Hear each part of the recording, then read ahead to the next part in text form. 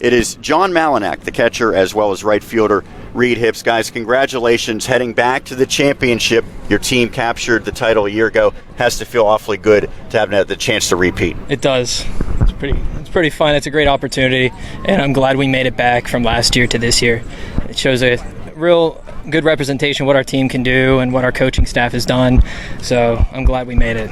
Reed, was that the expectation all along that your team would get back to that point? Yeah, we have a lot of returning guys. We're an older team, and we're excited to be able to get to this point and punch our ticket to the regional tournament, but also to play in the district championship. So you guys not only get a sweep of the quarterfinals, you sweep here in the semifinals. Really two different types of games. Last night it was Rosenberg, who was basically unhittable. He throws a 4-hit complete game shutout. Today it was the Sticks that came out. You scored 10 runs courtesy of 14 hits. It seems like this team really can check the boxes: pitching, hitting, defense, and running as well.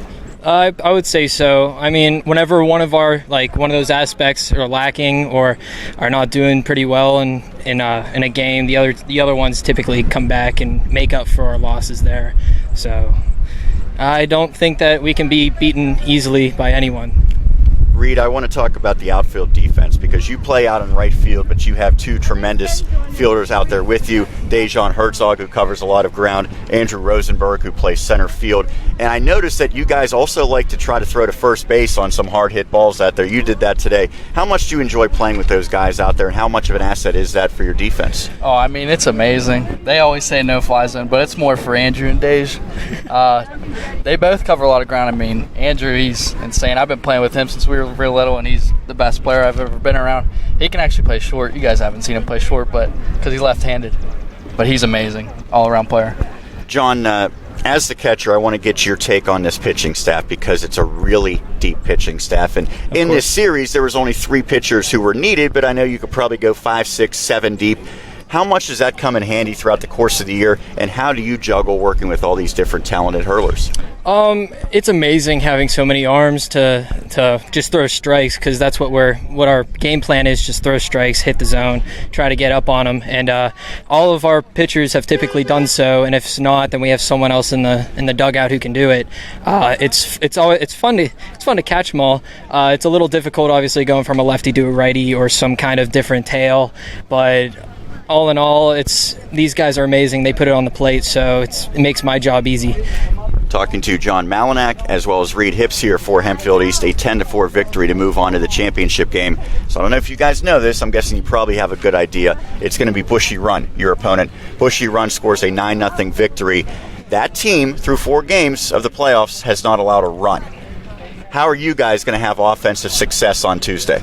We'll change that. Of course we will. Well, we play PT in the year. It's always a good rivalry. They beat us once, 1-0, and then we beat them 7-5, I think. This is for high school baseball. Yeah. Right. So and then in Legion, we've been going back and forth just like that. We beat them 5-1 the first game, I believe, and then we lost 6-1. So we're evenly matched. It just depends on who plays better that day.